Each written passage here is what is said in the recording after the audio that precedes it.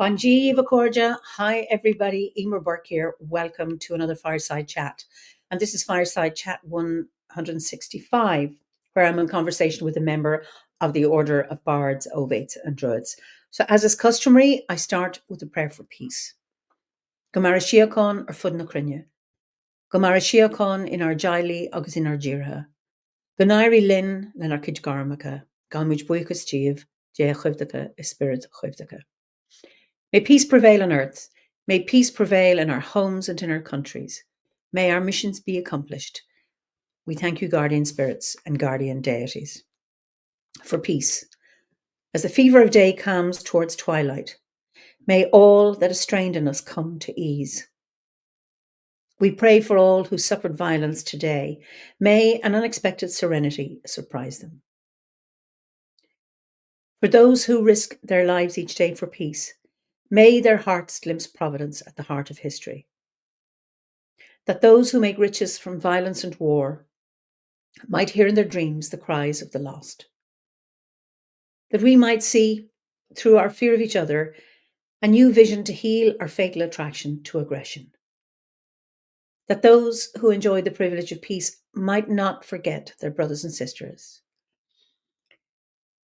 That the wolf might lie down with the lamb, that our swords be beaten into ploughshares, and no hurt or harm be done anywhere along the Holy Mountain, with thanks to John O'Donoghue. So let me see where you're all from. Julia is in grey and cold London. Well, I'm in a grey and cold Dublin. Wickham, Hampshire, Ukraine. Don't know what the weather's like there. Southern California, Wyoming, Penzance and West Cornwall, Auckland. And then the Sean saying, isn't it supposed to be winter in Calgary? So I don't know what has happened to your winter there.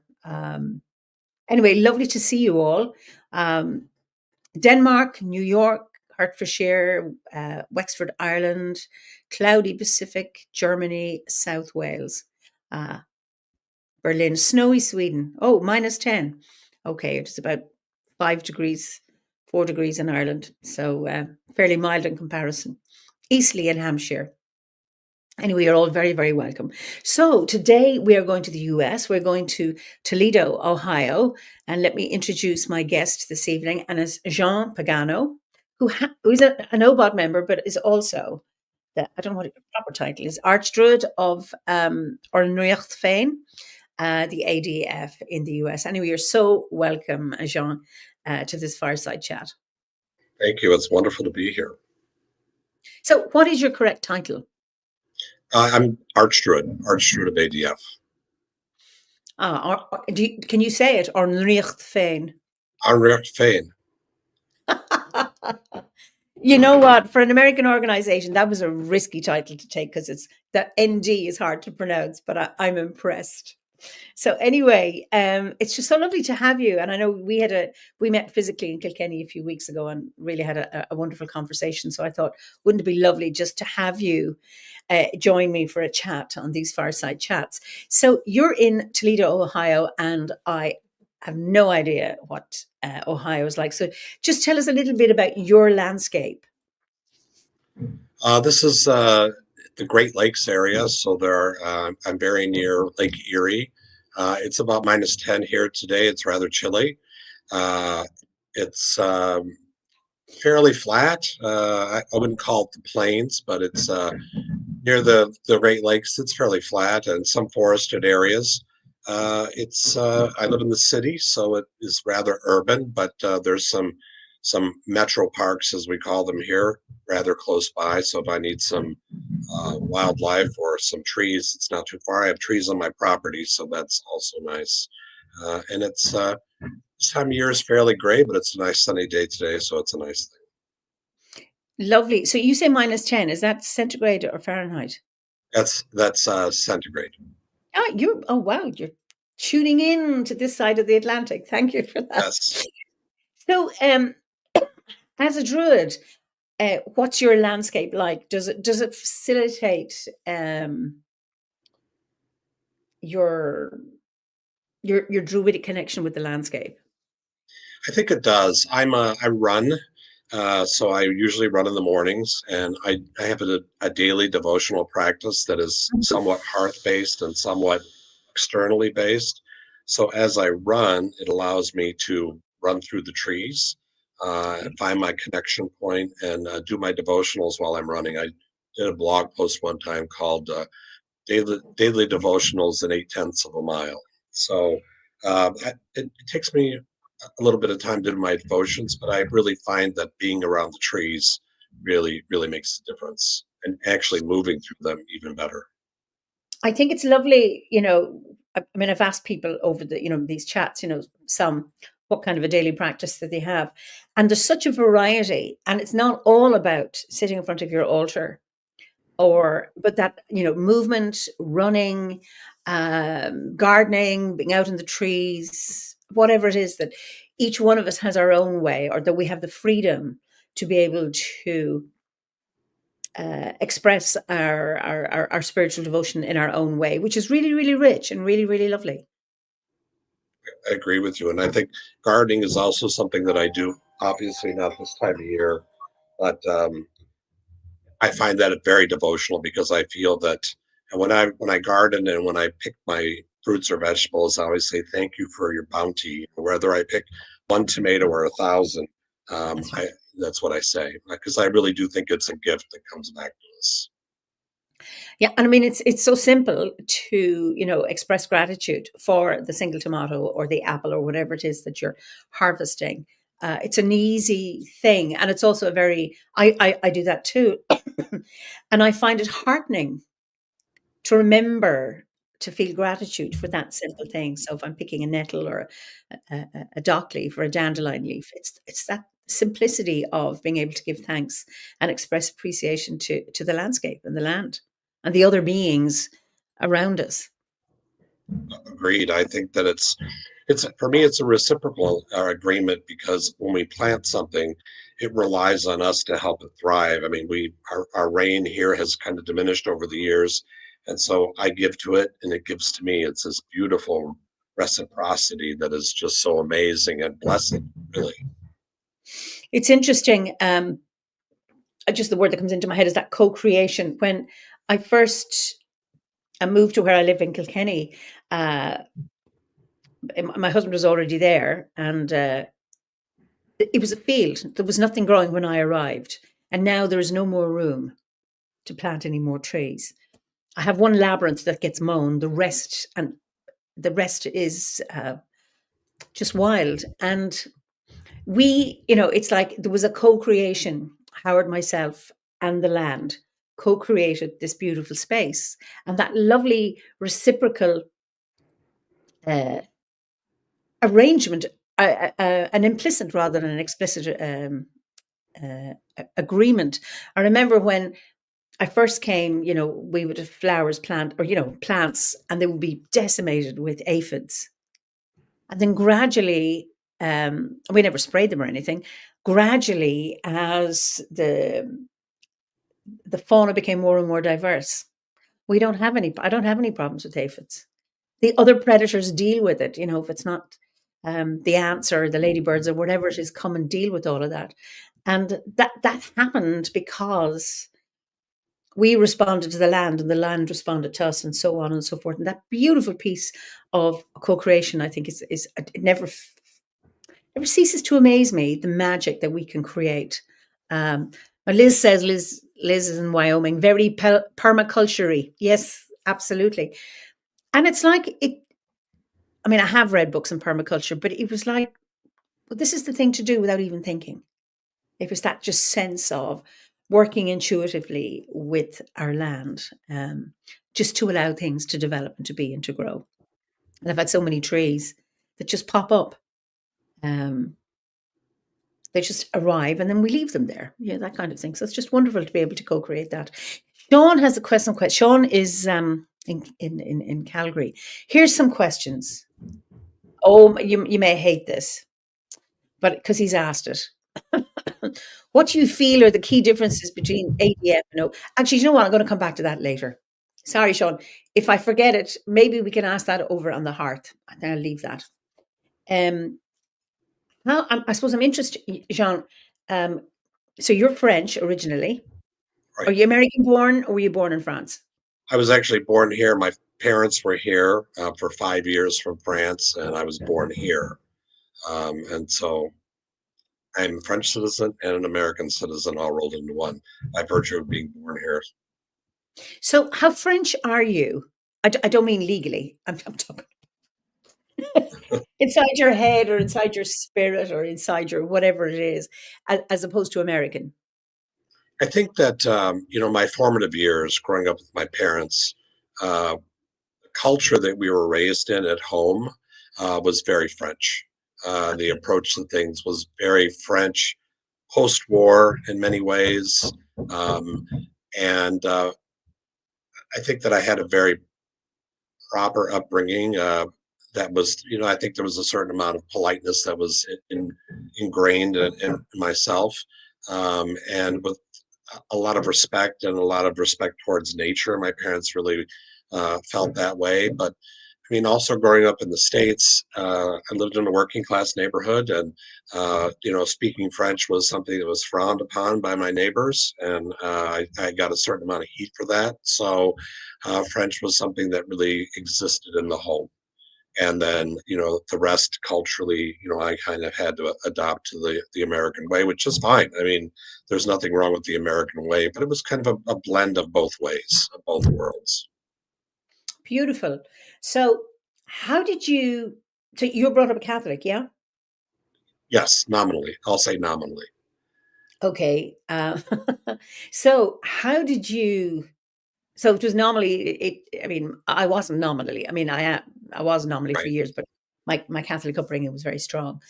Um, how did you find Druidry, or was Druidry the first spiritual path that you followed, or how did you get to Druidry, or how did It it was find? Yeah, it was kind of circuitous. I mean, growing up, my mother was very devout Catholic. My father was nominally Catholic. He called it hedging his bets. But uh, we went to church, and I really, when I first started going to church, there was the Latin Mass, so it was this kind of a disconnect because of the language of the altar and the language of the people may not have been the same. So while I went to church, it didn't necessarily speak to me. The culture that it presented, while I think the message was a good message, didn't seem to resonate with me. And when I was in grade 8, we studied Edith Hamilton's mythology and the Greek gods. And when we were studying that, we had a test and it said, the Greek gods are still worshipped today. And I said, true, because it seemed so very obvious to me that these powers were still around. And of course, it was marked wrong. And I was kind of crestfallen because they were really powerful. And the next year, I went to a Catholic high school just because of circumstances at the time.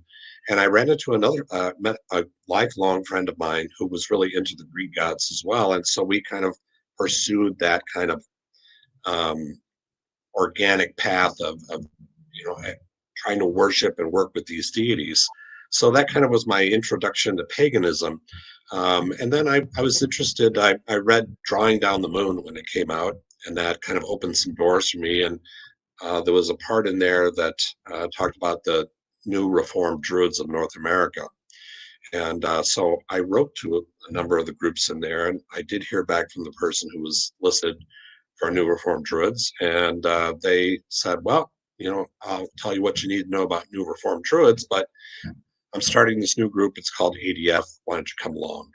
And so I joined. Then I was the eighth member to join back in the early '80s, and that kind of just fueled my practice. I was always interested in things pagan, and I found a mentor through Selena Fox's network back in the early '80s, and he was really focused on the Irish pantheon.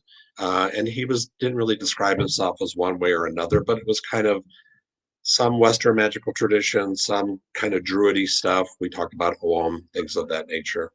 And when I found ADF, um, and with RDNA, the concepts um, of druidry really seemed to talk to me. Nature, ancestor is the gods. And so that was really my first approach into that. And then when I found Obad, and I went through Druid grade, I found that the study materials were just so phenomenal, and that it was such a gentle and introduction to that it really went hand in hand with my practice and my learning. So for me, Druidry was kind of an acknowledgement of the world and also a continuation of learning in that world. Lovely. How did you find Obad? How I did you think dis- I found it probably in um, some kind of a magical magazine somewhere. Maybe it was Selena Fox's Circle Network News. I'd heard about it, and I came across Ross Nichols' Book of Druidry, and that piqued my interest. And so I found Obad and jumped right in. Loved it. Beautiful, beautiful. So ADF, is that, would you describe that as a pagan organization? I would say that it's a pagan religious organization. We do Okay. have a we we do have a clergy. We have a clergy training program, so we have a number of clerics in North America and in Europe. And so, yeah, I think it's a pagan organization, but I would say that it's also a religious organization on top of Oh, that. okay. Okay. Yeah, because I don't want to get into the difference between the two at this point, but like Obad is it's pagan and it's not. It's more than it's doesn't describe itself as religious organization, but it has welcomes all faiths and none, that kind of thing. And it's interesting, for you to walk both paths. So I myself would be theistic as well as animistic, and just it's easy to weave uh, between the Absolutely. two. I'm in the Fellowship of Isis. I'm a priestess dedicated to Danu, and yet I'm animistic. So it's just that wonderful way. And I think as long as Druidry never becomes fundamentalist, we have that ability and freedom to weave our way in however way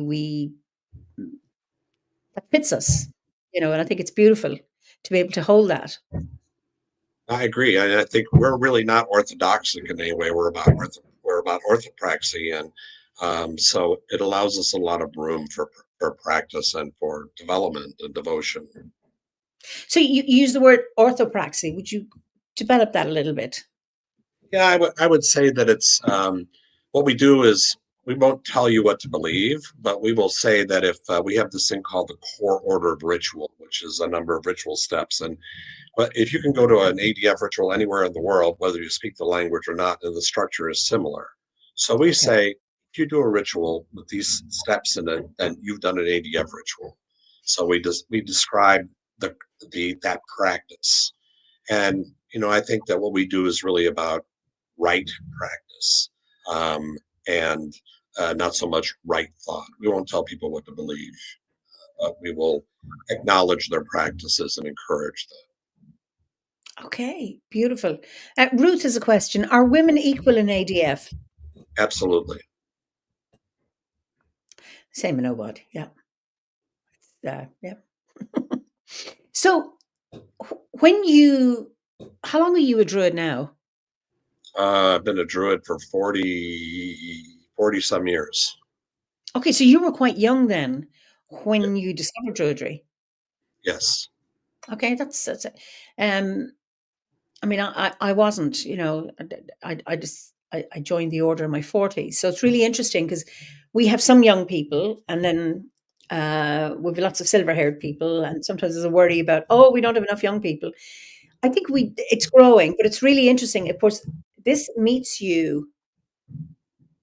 Um, you find it or it finds you when you are ready, regardless of your age. I So it's agree. interesting that it discovered you or you found it when um, you were young.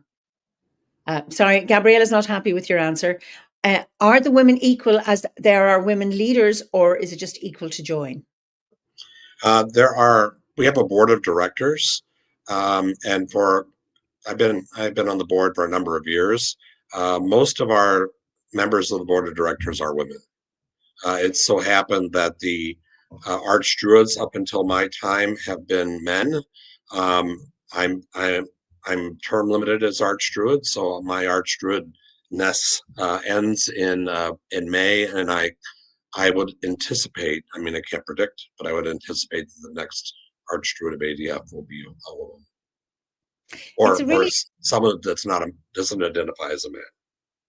it's interesting in recent years how so many of the leaders of Druid organizations are now women. I don't know why that is, but anyway, it's just interesting.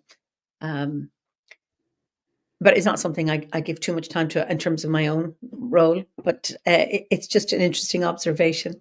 So, okay, so you're a long, long time as a Druid. How would you say your Druidry has supported you in your life? Um, I think that it's because it's always been a little bit different out of the mainstream, kind of none of the above as far as the choice goes. I've had to, um, I've kind of celebrated mostly for myself. I've been a solitary for many years, and in ADF we make the distinction between being in groves and being solitary. So I've done a solitary practice for many, many years. While I've been part of groves, most of the time I've been solitary, and it's really helped me develop my relationship with the spirits around me. And I think it's also helped me kind of move through the world. I mean, I become more focused on the natural world and my place in it, and I seek to find my place there than I did in the past. And I think a lot of times it's what you seek and what you see that really defines you. And I really like the natural world. I live in the city, I work in the city, but I look for those things in the city that are alive, not necessarily just the buildings. So I think that it really helps. It supports the way I feel and the supports the way I practice. It's a part of me. It's a huge part of me. I am a druid. I'm other things, but I think if I had to say that, what is the one thing that I am, I would say that I'm a druid. And it seems you're very fortunate where you live that you can express that freely. You don't have to hide that. Am I correct? Um, I think that's developed over the years. I've in my work practices in past jobs, I've been very free to say so.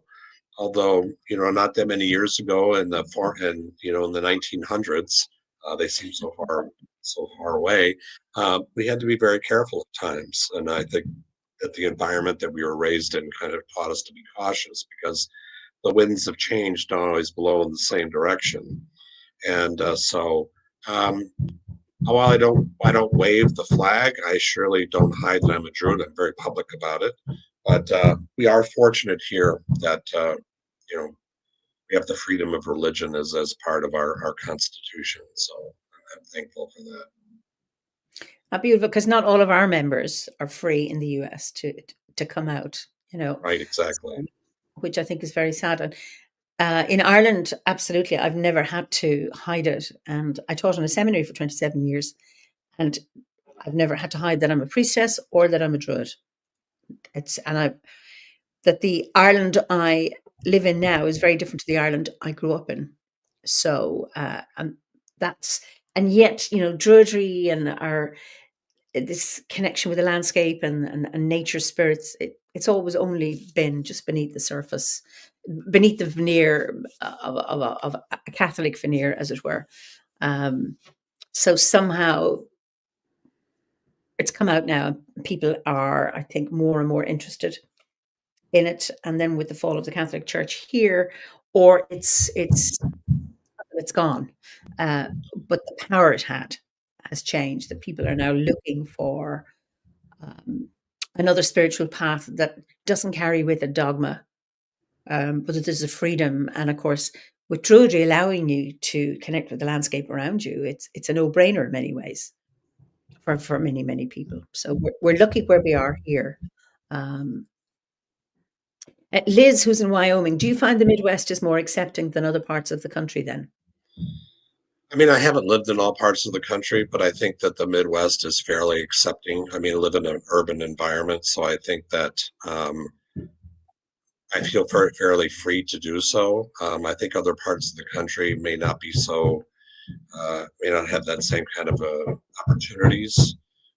And I'm thankful for it. I know that there are people who work in as teachers, etc., that are probably more cautious about their beliefs just because their local school boards may not Yeah. necessarily support their thoughts. And I just want to address one other thing that was in the chat. I apologize for the noise in the background. I have Question my from roof Ruth. is being installed, so I thought they were done, but they're still pounding up there. My apologies. Not spirits. It's a lovely question. Is there a spirit trying to join? Thank you, Ruth. Yes, beautiful. Pat, who's in Northern Ireland, she says there's still people in Ireland who suffer for their paganism. A friend of mine runs a magical business and gets abuse from born again Christians. Others have their religion brought up and used against them in child custody hearings. I think there will always be a small people, or amounts of people who go blah blah blah. But systemically, in Ireland, Pat, you can come out. Um, and I think in any child custody hearing, people and the legal profession will use anything. If they can throw any kind of mud, they will, regardless of whether it's fair or not. But generally, we don't have that discrimination. Again, a small amount of people will be narrow minded enough to do that. And Nest and Seed said, regardless of country norms, there are many people who have to hide their beliefs even inside their family and relationships. My mother wasn't very happy when I first came out as a Druid. She was very, very upset. I think she thought I was going to hell and that she'd go as well because she had failed. But once she's come across listening to some of these fireside chats, she has a tablet and they every now and again they come into her feed and she goes, "Oh, that was really nice. I really like that. You were talking about nature. Yeah. Oh, ah." So it's like, oh, she's not going to go to hell actually because she's not able to argue against what I say because there's nothing wrong with what I say. I may not be invoking Jesus, but so she has actually come to terms with that. So yeah, it can be hard. And of course, if you want to stand up for whatever beliefs or practice you have, sometimes you pay a heavy price. You also pay a price for not doing it. So it's an issue. It's not an easy one. It is not an easy one at all. Um, and Sean, who worked, he's a guide at Ishnok. Have you been to Ishnok, Jean? I have not. Okay, well, you know what I'm talking about. Yes. The centre of Ireland. Okay. So he says we're so lucky here that it's something that's almost been held by the land itself and the folk memory. I think that's exactly it, Sean. For most people, it is. It's there. People have a respect to community, and it's a bit like you're talking with your dad being hedging his bets as a good Catholic. Uh, People here hedge their bets when it comes to not cutting down hawthorn trees or not going into ring forts or something. It's like, I don't believe that nonsense. That's all a load of pishrogery, superstition, but I'm not doing it anyway, just in case. So it's there. And that kind of that little ripple all the time. Uh, Sean says, this, and I'm Canada again, thankfully these days most Christians are feuding with other Christians, so that keeps them fairly busy. May it stay that way. Oh my goodness. Yeah. Well, when I grew up, growing up, it was the Roman Catholic Church, it was the one true church. And any other Christian or any other religion, they were all going to go to hell. And I mean, what a sad state of affairs. Um, so yeah, yes. So it's a pity when people are fighting over whose is theirs. And I often laugh with people with Druidry. It's like, well, who has the one true grove, or whose wand is the most powerful? It's like ah, So hello from California, says Cynthia. Yes, I sure hope we will always keep our First Amendment in the US. Yep. Uh, Gabriella says, my mother was scared earlier on, not because of religion, but because of the occult halo. Well, it's interesting, Gabriella, the word pagan, I was brought up with that, you'd mix meanings about what a pagan was. A pagan believed in nothing. So you would describe somebody who wasn't going to Mass on Sunday as a pagan. And then a pagan was somebody who worshipped false gods. So they're both conflicting viewpoints. And people would express both viewpoints at the same time. And the word jarred with me. I just couldn't. It just didn't rest easy with me, and I avoided it. Now I'm happy. I'm pagan, and I'm not. I'm easy with the word, but yeah, it sometimes it takes a while to find an ease. Yeah, and Natalie says, my mom sends me very Catholic Christmas cards. I get what she's hinting at. I get the same. But it's like, okay, she wishes me well and sends me a mass bouquet. Great. But I'm happy. And Living Oregon says, I'm grateful to be a druid, as am I. So, and the Gabriella says, but as a creative spirit, she was so delighted when I told her about the creative workshops happening during the summer gathering event, the storytelling, the singing, the concerts. She loved all of that. Well, you see, I mean, it's when you unpack what Druidry is and you look at it, I think it's hard to argue with it. Argue against it, should I say. Yeah. Anyway. Oh, lots of comments here. Anne Beer, who's in Canada, so striking in my recent visit back to the UK. Several people got a wistful look and intrigued look when I spoke about Druidry and nature. It's as if this tradition is something they dimly know was central to the culture thousands of years ago. Yeah. Great. So, you're a poet, Yes. you're a writer, and you're going to share some poetry. But before you do, where do you get your amen or your imas or your inspiration?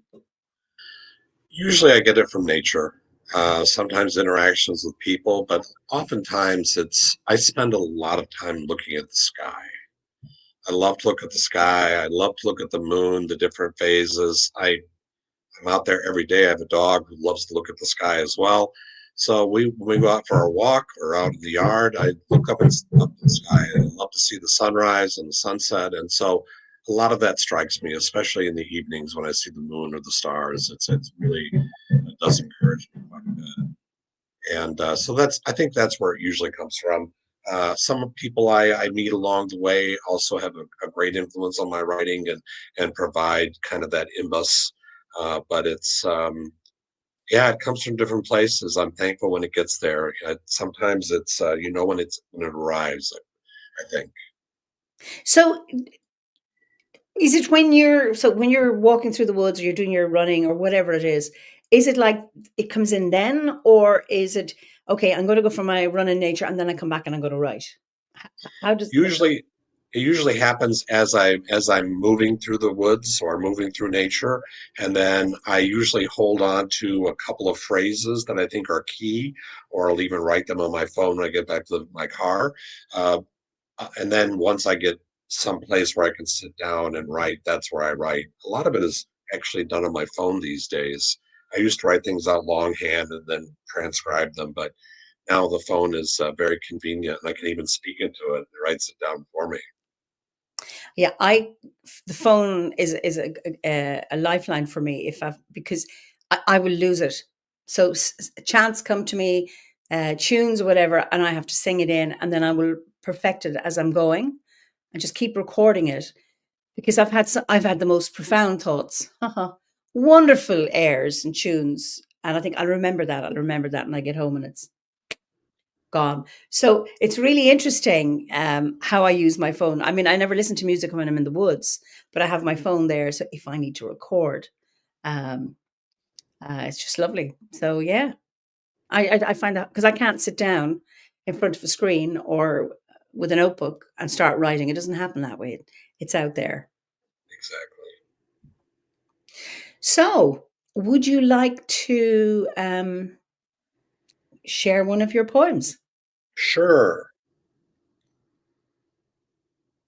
Um, this one is a brief one. It's called Cloud and Moon, which is I was out one evening not that long ago, and the moon was just beautiful, and there were clouds nearby. So there was the interplay of clouds close by, moon far away, and so this is called Cloud and Moon. Cloud and moon, seen and unseen. What is to be, what already is. The future uncertain, but we must believe. Some things can control, some flow by us unknowing. The moment is fleeting, the moment stands still. One step we move forward, one step we stand still. Cloud and moon, seen and unseen, one step forward, the journey begins. Beautiful, beautiful. So what? I mean, you've achieved a lot in your life. So, what is the okay? I'm more interesting. I'm sure you've had many challenges in your life. So, what is the challenge that you've overcome that you're most proud of? Wow. I think that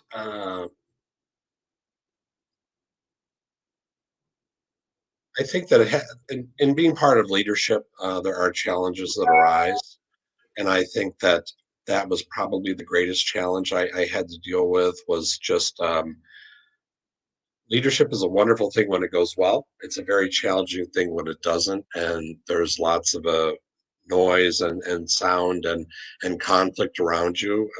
So I have been able, touch wood, blessing of the gods, to endure much of that, and it's not only for myself but for the organization and the people therein. So I think those are the most immediate challenges. I mean, the loss of people around me is always a challenge, but I think it's the more immediate, intense conflict that's sometimes harder to deal with. So, am I proud that I got around that?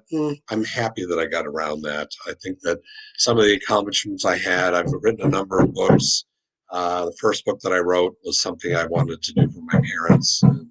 So I want to go outside and yell at this guy pounding on my window. But so those are the things I think adversity, being able to overcome adversity and rising to the challenges that I've set for myself. What is it that has helped you manage that adversity in your role, in your leadership role? I have I have this little 3 word thing that I use. It's be, breathe, and believe. And I think it's important to be in the moment, to Yeah. breathe, and to believe. Believe. I'm an optimist at heart, and so I think those 3 things are really key to being present, breathing and breathing often, because I think that movement of air really helps center ourselves and focus ourselves, and also I think believing, because I believe in I believe in the best of people, and I believe that tomorrow Heraclitus said the sun is new each day, and I firmly believe that. So tomorrow's another day. So be, breathe, and believe. Yes. Lovely. That is so so lovely. Okay, what is the most reckless thing you've ever done? Oh wow. I could write a book just on that. Um, I jumped out of a plane one time. I did some skydiving. It was very intense and it was amazing.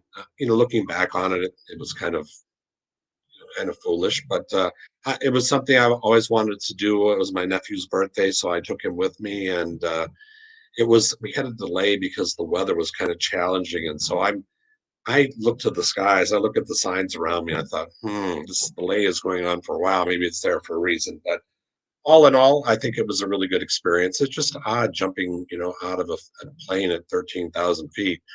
Um, uh, I, so that was, I think that's probably the most reckless thing. Would you recommend it? I would. I did a tandem jump where I had the instructor on my back. Here in the States, um, you have to sign lots of waivers before you jump out of the plane. But I would recommend it to those that don't mind heights or want to do something out of the ordinary. It is a dangerous thing to do, but luckily it worked out okay. Oh, that's wonderful, wonderful, wonderful. Um, yeah, I remember my stepdaughter tried a few times to buy for my husband, her father, Howard, a parachute jump, but it kept getting cancelled because of the weather. So it never happened. So, so what concerns you most about the modern world? Um, a couple of things, really. I really think that my religious practices and the ability of other people to practice the religion is really important. Mhm. I think belief in and acknowledgement of the spirits around us is fundamental to my worldview. And I think that anyone's religion, whatever it may be, is really an important pursuit. And I think people should be. I think it's a fundamental human right. And I think it's one that should be observed. Um, that's one of my big concerns. I'm also concerned for the animals in our world and the people in our world, the living things in our world, that they are properly cared for and not mistreated.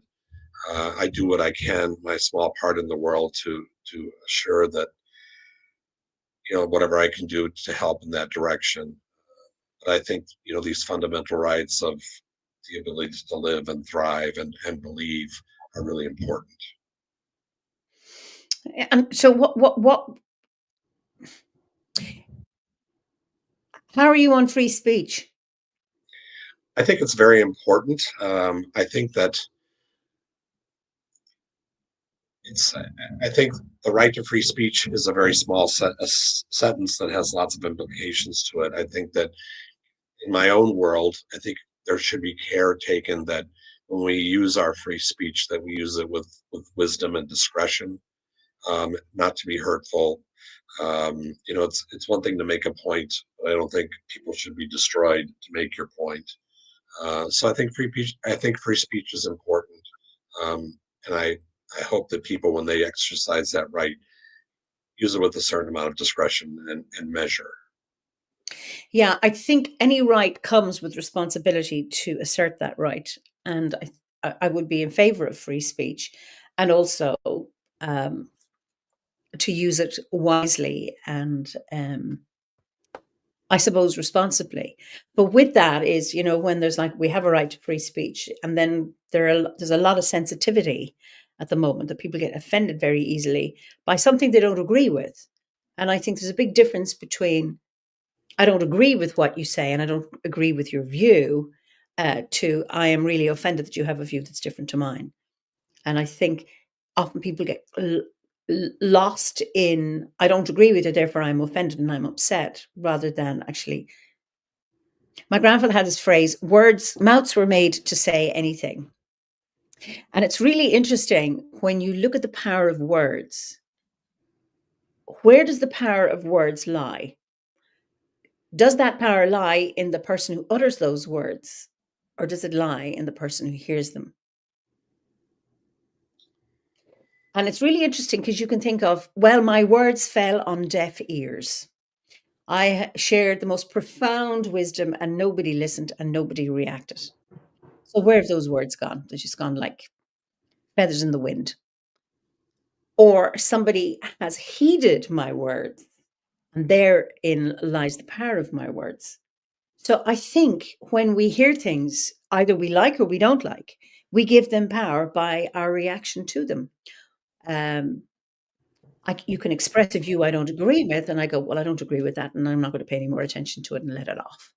Or you say something horrible to me, and I can take it on board and be wounded and just keep stabbing myself with those words, you know, ad infinitum. Or I can say, that was a nasty thing. I don't like it. But you know what? I'm letting that go.